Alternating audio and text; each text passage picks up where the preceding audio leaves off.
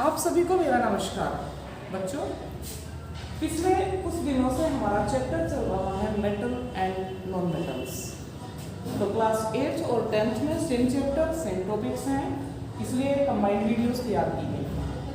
तो पिछली जो हमारा टॉपिक था वो यही चल रहा था कि किस प्रकार से हम मेटल एक्सट्रैक्शन करते हैं, यानी किसी और से अयस्क से हम मेटल या धातु को प्राप्त करते हैं।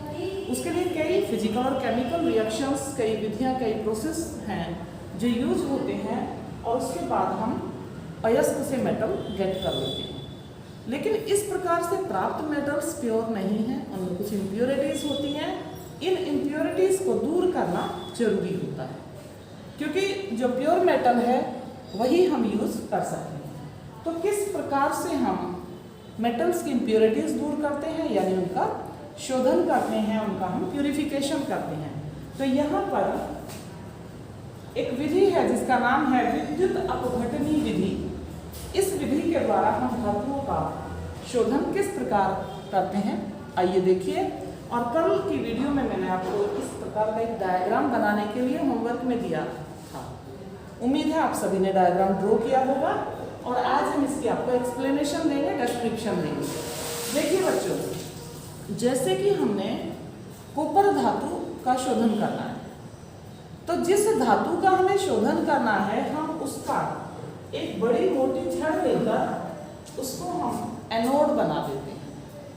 एनोड बनाने के बाद अपने पास से एक शुद्ध तांबे का पतला तार लेकर इस टैंक में फिट करते हैं और इसका हम बच्चों कैथोड बना देते हैं। ये प्योर कॉपर का।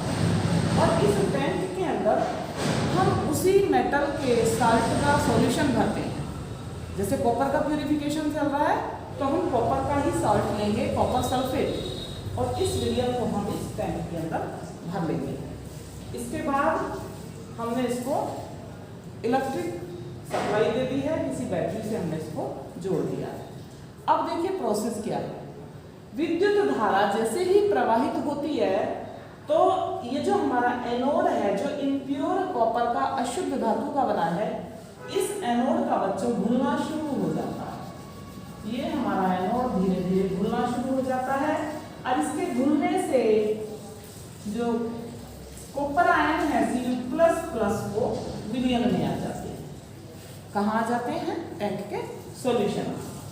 उधर जो हमारा कॉपर सल्फेट का विलयन भरा है सेल के अंदर, वहां पर भी कॉपर आयन अपनी प्लस फॉर्म में है और सल्फेट आयन माइनस फॉर्म में है, क्योंकि जब किसी विद्युत अपघट्य को जलीय विलयन में बनाया जाता है, जब में गोला करता है, तो वो अपने आयंस में टूट जाता है। इसी क्रिया को आयनीकरण या आयोनाइजेशन कहते हैं।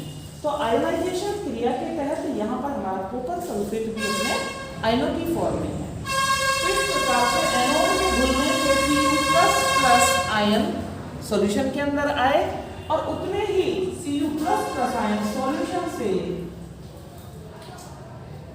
कैथोड पर पहुंचे और कैथोड पर जाकर ये Cu++ जमा होने शुरू हो गए।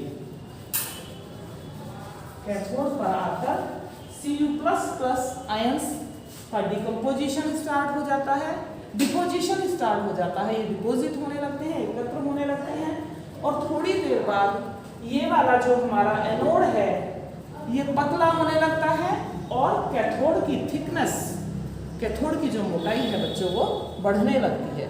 और एक समय ऐसा आता है कि हमारा एनोड लगभग लुप्त हो जाता है और संपूर्ण जो कॉपर है वो विलयन से होता हुआ हमारे कैथोड पर इकट्ठा हो जाता है।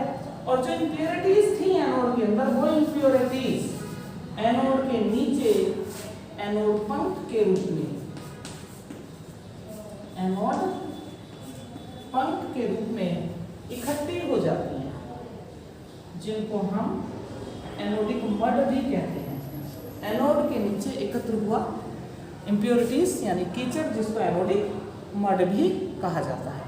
इस प्रकार से विद्युत अपघटनी विधि से जो हमें मेटल प्राप्त हुआ, कॉपर प्राप्त हुआ, अब ये 99.98% प्योर, यानी कि लगभग ये पूरी तरह से शुद्ध है। शुद्ध तांबे का रंग बच्चों रेड कलर का होता है। आपने तांबे की अंगूठी या तांबे के कुछ बर्तन आदि देखे होंगे। अब प्यूरिफाइड हुआ ये तांबा किसी भी यूज में लिया जा सकता है। और इसी टॉपिक के साथ विद्युत अपघटनीय विधि से धातुओं के शोधन के इस टॉपिक के साथ ही हमारा चैप्टर जो पिछले 6 या 7 दिनों से चल रहा है आज कंप्लीट होता है। इस विधि को आप विस्तार से अच्छे से समझ के लिखना और इसी के साथ हमारा टॉपिक हमारा चैप्टर कंप्लीट हो रहा है और आपको नोट्स तैयार करने हैं। चैप्टर मैंने धीरे धीरे छोटे छोटे स्टेप्स में छोटे छोटे पार्ट्स में आपको समझाया है, तो मुझे उम्मीद है आप चैप्टर अच्छे से समझ गए होंगे। Thank you.